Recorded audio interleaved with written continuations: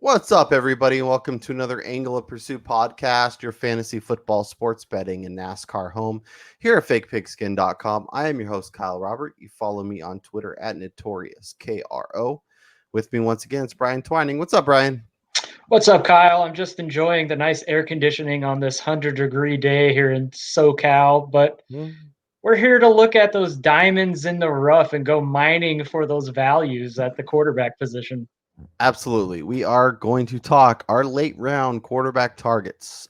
Brian and I are both very clearly guys that like to wait at the position. If you missed our top 12 options, if you prefer to take a quarterback early, go check that out. We talked top 12 quarterbacks, top 12 running backs, top 12 receivers, top 12 tight ends, all separate shows. So go check those out. Let us know who we missed, who should be in our rankings, all that good stuff. But we're going to talk about those late round finds, those guys that you're going to draft in double digit rounds that have the potential to break out, that have the potential to be top 5 options come the end of the season, have the potential to be guys you lean on for all 16 games and don't really worry about it outside of their bye. And maybe, if they lock up a playoff seat or something. If you are enjoying what we're doing, make sure you mash that thumbs up. Make sure you subscribe to the channel. It really does do a lot for us. This also helps you because if you're subscribed, then you don't miss a new show when we go. If we go live, you get a notification. Like you get all the good stuff. So, and then in the comments, let us know who your favorite late round option is. Obviously, guys like Mahomes and Dak and Lamar are incredibly interesting, but there's always value to be found. The year Lamar broke out, he was a 15th round pick. The year Mahomes broke out, he was in the double digits. So. Um, Dak is so always disrespected. yeah, I mean Dak's finally getting drafted where appropriate range, so he'll probably be a bust this year. But uh, but yeah, so let us know in the comments who your favorite option is at the position if you're waiting. There's a ton of names, obviously. That's why I think the rise of Superflex and two quarterback leagues has really come around. So if you're playing in those kind of leagues, these are great names for your second quarterback that could have the ability to have a QB1 type season. So without further ado, Brian, let's jump in. And we're gonna talk some Jared Goff. I'm gonna be the Jared Goff drum banger this year. I'm just gonna be pounding the table to draft Jared Goff. Um, I love positive touchdown regression, and he is the poster child this season. This is a guy that had a 3.5% touchdown rate in 2019, which is like absurdly low for him. A guy who has a 4.7 touchdown rate for his career. So we're talking about instead of his 22 touchdowns last year, he would have had 29 just based on his career rate. If you look at his numbers under Sean McVay, he would have had 35 touchdowns last year. And you go, but Kyle, Todd Gurley's gone and Brandon Cooks is gone, and we'll dive into those replacement names because I think obviously there's vacated targets, right? So we're looking at 126. We're looking at Gurley had 49, Cooks had 72. They're looking at Josh Reynolds. They added Van Jefferson in the draft. One There's of my also been favorite sleepers, by the way. there's a lot of Tyler Higbee can be a thing. Oh, also Gerald Everett. Like the potential for those guys to vault and have consistent work is absolutely in the mix. And then obviously everybody loves Cam Akers and doing some of my projections. I think I might love Cam Akers a little too much. And there's been 62 instances where a quarterback threw 4,500 yards, and this is per Rich Rebar of Sharp Football Analysis. I got to give him his credit. Goff had the third fewest touchdowns of any of those 62 seasons. He also had 7 instances where the guy who caught the ball from him was tackled on the 1 yard line. And only one of those times did he actually get to rush in the touchdown or do it or score. Every other time it was a running touchdown to either Gurley or Brown or whatever. I just feel like there's so much opportunity for growth. I feel like his numbers will rebound. And as a quarterback going in the 12th round as QB16, if you're in a one quarterback league and you just wait, he'll probably be there. Um, I think it's going to be a tremendous season for him. Obviously, if you look at kind of the Niners and Seattle and Arizona, you're going to have to put up points to keep in those games. And with a rookie running back, as excited as we can get about his touch potential and what he could be, I think at least in year one, especially with the interesting offseason we're having, I think McVay will lean more on his passing game, more on his quarterback, and I think Jared Goff blows this ADP out of the water and finishes, I don't know, top 5 to 7 range come the end of the season. Yeah, I think that's a great call. I mean, looking like you were saying, you're looking at his touchdown percentage numbers, and he blew past his previous year's pass attempts by almost 100. And I think that had a lot to do with the fact that the Rams, they had a lot of issues at the wide receiver position. Cooper Kupp was banged up. Robert Woods wasn't the same guy. Brandon Cooks wasn't on the field every game. Todd Gurley was no longer the threat that he was out of the backfield. They had, I mean, whoever the heck it was, Malcolm Brown, Michael Brown, whatever the hell his name is back there running it. And Daryl will never live up to the hype. Henderson as well. And, and he still put up 32 TDs the previous year. And then last year he only got 22. And that's because this team was just, and they were horrible. They were not the same Rams team with all the injuries. The offensive line was trash. I'm looking at a team now who, I mean, other than San Francisco, Arizona's done some work on the D line, but Seattle's not the same defensive team that we all remember. The offenses in this division, like you said, are all improved, even with the injury to Debo. San Francisco is still going to be really good. They're going to put points on the board. Arizona, we're expecting them to make some tremendous strides on the offensive side of the ball. And Seattle still has Russell Wilson. So the Rams are going to have to put up points here.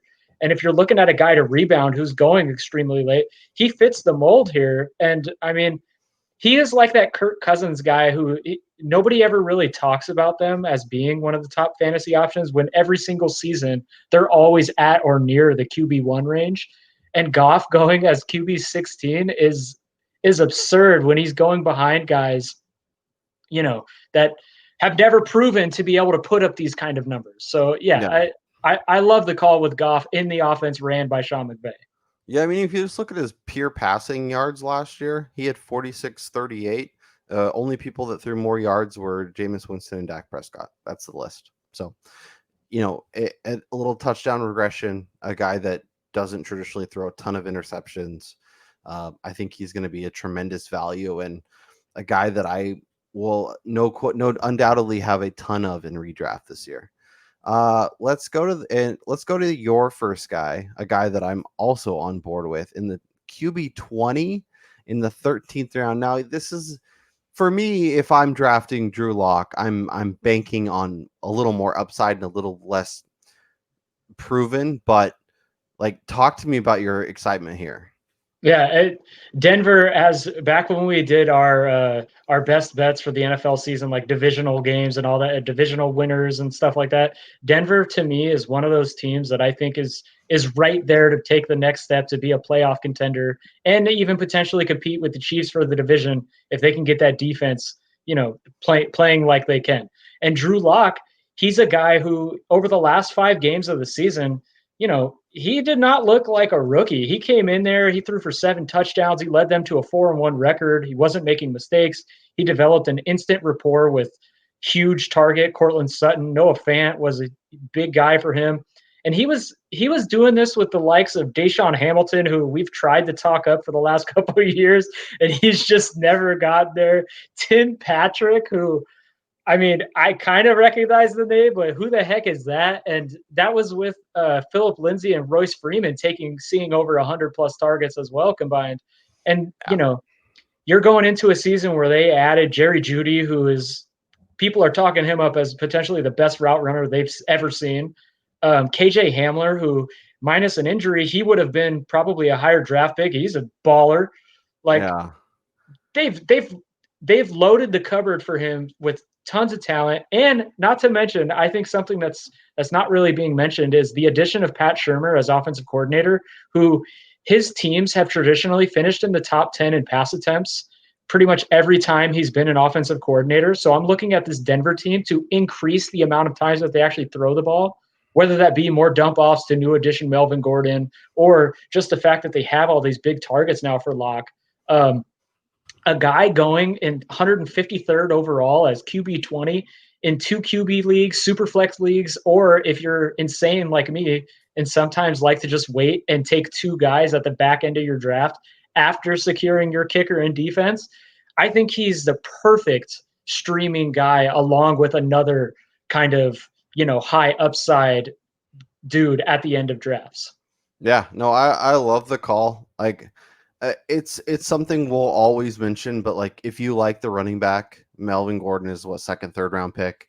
If you like receivers, Cortland Sutton, we're Jerry Jeudy, as you mentioned, the KJ Hamler, like the last like week and a half has been, this player is actually going to be awesome this year, followed by 2 days later, this player is hurt and is already behind the 8 ball. Miles Sanders, KJ Hamler. So that's been entertaining. But Noah Fant's a guy that people like as a top 10, top 12 type option at the tight end position, which, by the way, we're going to be talking some of our late round finds there as well. So if you're enjoying this show, go check that out. But yeah, I mean, if you have this many options, if you have an offense that has shown the ability to throw the ball and has been productive in previous seasons with under Pat Shurmur, there's so much to go there that either Drew Lock's going to sink and he's just going to prove that he doesn't belong in the NFL. And if that's the case, then don't draft a lot of the pieces in this offense, or just kind of go to the running back position and kind of avoid it, or be all in and like a lot of these stuff and expect Drew Lock to kind of vault along with the rest of his offense. Obviously, you could think what you want to think about Melvin Gordon, but he is a pass catcher. He is another weapon out of the backfield. A guy that's 50 catches in a year is not out of the question. To go with all the other options, he's just, the cupboard's full. It's time for him to whip up a meal and put some numbers on paper, because I'm 100% with you. I love Drew Lock this year, and if you want a guy that we could be talking about next year as the next guy, like I could see Drew Lock being the next. Not, I don't want to say Mahomes. Like I don't think he's that. But if he breaks out as a late round keeper or late round quarterback option into a guy that we're talking about in the top 5, top 7 type scenario next year, I wouldn't be shocked. And so we're going to go to the other end of the spectrum for this one. We're going to go with the grizzled vet, the old guy, the guy who has more kids than fingers. It's Mr. Phillip Rivers. I know he's not sexy. I know that, people aren't going to be like oohing and awing when you draft him. But I love Phillip Rivers this year. Obviously, there was some kind of frustrations last year, but like Jared Goff, Phillip Rivers is another guy that is destined for positive touchdown regression. This is a guy that last year threw for, bear with me, threw for 46-15. So basically, 4th most passing yards. Obviously, he's switching offenses, but he's reuniting with Frank Reich, a guy that he's had success with. This is traditionally a guy that, in terms of his kind of touchdown rate, it's for his career, it's 5.2. For his last 3 seasons, 6.3, 4.9, 5.7. So this is a guy that underwhelmed significantly. Like it's not, I don't think it's a coincidence that we like Robert Woods and we like Mike Williams, because they should have had more touchdowns last year than they did. And if you look at what they did, in terms of everything else, they should have had monster seasons. And regression works both ways. There's guys like Lamar Jackson that had a 9.9% touchdown rate last year. That's definitely going to come back. You also have guys like Rivers and like Goff, who are way under their career norms and are going to fly back. And as much as I like what Jonathan Taylor is going to do, and I like what Marlon Mack can potentially be if he gets enough work, this is an offense that's going to throw. I mean, the hype train for Philip, not Philip Dorsett, my Ohio State guy. Paris Campbell is rolling. T.Y. Hilton, I think, is going to be a tremendous deal. This is a guy that's been incredibly valuable.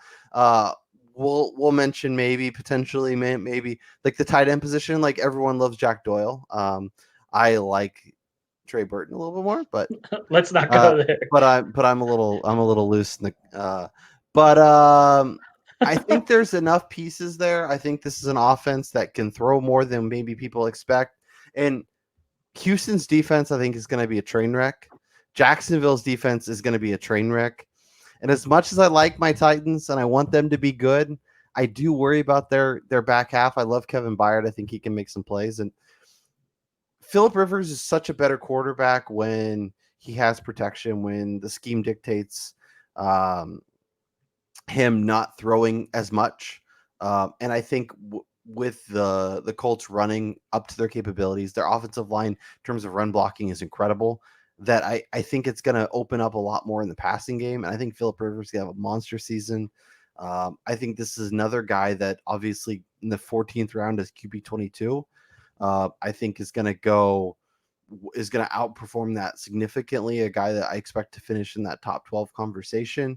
And it's, we've talked about kind of this year being a little different in terms of maybe we draft 2 quarterbacks just to kind of ensure that we're protected. Obviously, if you're in a league where you only have a couple roster spots on your bench, then maybe it doesn't make sense to even at this point.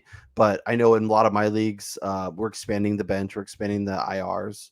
So adding another quarterback is something that makes a little more sense, especially if you're going to be in a league where the rest of your league mates are going to go hard on quarterbacks and everyone's going to end up with a couple. You got to end up with 2. But if you can go 14th, 13th, 14th round, basically 2 of your last, you go quarterback, defense, kicker with your last 4 picks, and you could end up with Rivers and Goff or Rivers and Locke, I think you're going to love life. And I think you're going to be so happy with where your quarterback situation is, and you can play the matchup. So we're going to be here to help you do that. But yeah, I love Phillip Rivers this year. As much as I would love to continue this bro love, this is the one that I just cannot get on board with. Having watched tons of Phillip Rivers living down here in San Diego over his career, like I love the guy's gunslinger mentality. He's put up some tremendous seasons. Mm-hmm. The only thing that I worry about with him joining this Colts offense, I see your point with positive touchdown regression. However, the Colts are going to lean on the run. The Colts last year only threw the ball. They barely threw the ball just over 500 times. And that was when games that they were losing pretty much a lot of these games towards the back half of the year. They were just, I know they were playing conservative, but Phillip Rivers with that gunslinger mentality, he just likes to throw it in there. And now that he's on a team that has 2 legit RB1s in the backfield, like I just don't see a world where we're not seeing them run a close to 50-50 kind of scheme on offense, even with Frank Reich there. And just the limited upside that Rivers offers as far as the ground game, limited, I should just say 0 upside he offers on the ground game. Like ability, for sure. I mean, he'll definitely have his ceiling plays in those games where they need him to throw. He's something that they have not been afforded since Andrew Luck. Yeah. And I do really like the resurgence of T.Y. Hilton here as becoming that kind of go-to possession type receiver. But it's just hard for me to get on the train of float down the river here with Phillip. You can't picture him in the 4th quarter down a touchdown, falling over and throwing the ball into the air. Like that can't be what you expect for 4 quarters. And I get, they didn't. This offense looked different last year, but I think that was because of the quarterback they had. Like Jacoby Brissett, they weren't going to put the pressure on him to throw the ball. And as much as Marlon Mack has shown what he can be, they clearly wanted another running back they trust. So Jonathan Taylor is going to get work. I agree. Bet Mack's going to get work, but Phillip Rivers is going to be a guy. Like if you just look at his touchdown totals, starting in 2014, 31, 29, 33, 28, 32, 23. Like one of these numbers is not like the other. I see it. I just worry about he's never had that like tremendous boom season that we want out of a quarterback. And now he's entering an offense that is possibly, other than the Ravens, like they're probably going to be in top 3, top 4 teams in terms of how many times they want to run the ball. So Yeah, I see those games against Houston. I see those games against Jacksonville, and maybe in the second half against the bad teams, they're going to be running the ball more, and it might be a little more frustrating. But I see ceiling games for him as well, and maybe that's why you pair him with a Drew Lock or something, so you have that safety of Rivers. Because I'm more with you. Like, I don't think he's a top 5 option come season end, but I think he's in that 7 to 12 range. Oh, I think he definitely fits as a streaming guy, or I mean, like you're talking about in this COVID world where you kind of need to have a second option. Going, as QB 22 for a guy who pretty much week to week he's probably going to be near or inside that top 12 at the position, just with the weapons that he's on, and the efficiency of this offense is the one thing that I will look at. Like, the upside that is presented to him by joining this team is that this team is so good on the offensive side of the ball with their offensive line that he'll be able to limit his turnovers in terms of fumbling and not having to force the ball. Yeah. Yeah, and he also, like, their schedule starts with Jacksonville and then Minnesota and the Jets. Like, I like that as a starting point. And if you want to get, like, say, a Joe Burrow to go with him and pair the two and go, okay, let Joe Burrow show me that he's worth starting while I ride the Phillip Rivers hype train for a couple weeks, and then make the switch if Burrow looks like he might be a guy that explodes. And then if not, then you drop him and go somewhere else. But I'm a big fan. I'm gonna pump Phil Rivers. I'm gonna pump Jared Goff all off season, and then I'll either look like a genius or end up with egg on my face. So we'll see how this goes. Let's finish with your favorite, your other guy, a guy that is going undrafted in a lot of leagues. So maybe even if you leave your draft with one quarterback, just having this guy on a watch list might make a lot of sense. But let's talk some Teddy Two Gloves. Yeah, I mean, in this world, like you said, and I kind of alluded to it, in this COVID world, you're more than likely going to have to be watching a lot of QBs to potentially take over for your guy if he were to get COVID, or you're going to be drafting two guys and you're looking for the upside plays. And Teddy Bridgewater is stepping into a situation for the Carolina Panthers that saw them finish in the top 10 the last 2 years in pass attempts. And last year it was with Kyle Allen, Will Grier.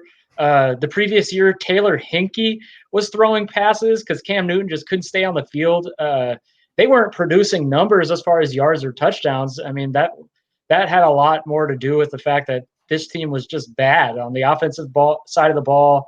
The receivers were extremely young. Last year, we saw DJ Moore take some big strides to become that number one option. And, talking about those options, DJ Moore is a guy that everyone loves this year. Curtis Samuel is getting all the hype again. Robbie Anderson, as much as that's kind of flown under the radar, he was a legit threat for the Jets as a deep option. Yeah, and he's the perfect fit for this offense too, because they had a bunch of underneath stuff. Even if in terms of like a fantasy option, he doesn't do a lot for you. Like, he's going to be that Will Fuller type player, right, where you're going to get take the top off, and then there's going to be so much room for Samuel and for DJ Moore and for Ian Thomas and for Christian McCaffrey to work, that it's just going to make things easier on everybody. Yeah, and and looking at what they did in the coaching staff, I mean, I haven't even really talked about Teddy Bridgewater yet, but taking on Joe Brady, who in his 2 years as an offensive assistant with the New Orleans Saints, they finished both 7th and 2nd in terms of yards passing. So they like to throw the ball on the intermediate. They're not just dumping it off here. So we're going to see a lot more of those, like, those first down passes, those 8 to 10 yard passes where the playmakers that they have on the outside that they're loaded with can make guys miss and go down the field. And not to mention, going to Bridgewater, he's a career 65% passer, so he's pretty accurate. He hasn't always been the guy that takes the shots down the field, but he's not going to have to do that here.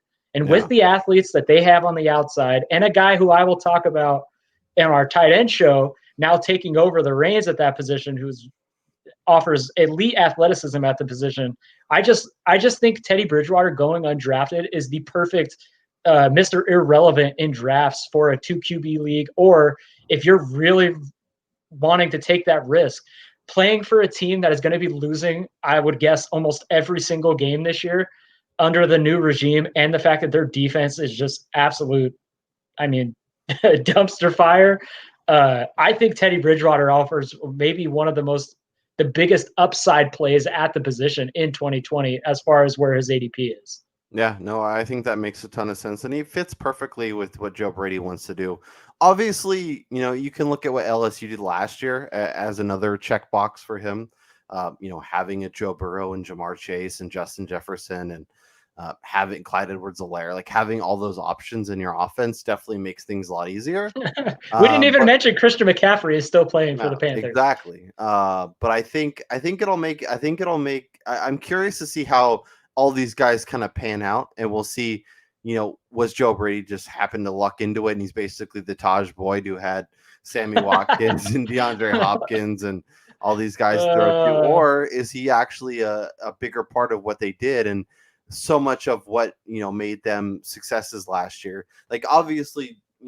I being an Ohio State fan, Joe Burrow has always been somebody that I thought had talent, but the way he was able to unlock him in just a year is pretty insane. So, so those are our top 4. Let us know down in the comments who your favorite late round option is. Let us know if we're absolutely batshit crazy. I mean, that's probably the case, but I think we made great points on all 4 guys, and that is the, like, if you're doing a super flex for the first time this year, like these guys are great options.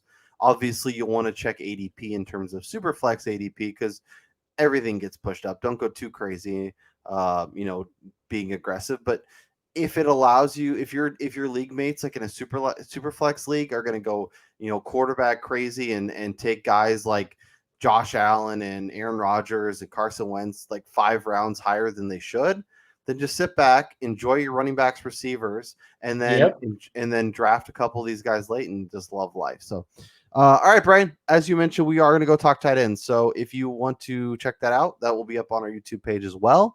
But for Brian Twining, I'm Kyle Robert. We'll talk to you next time.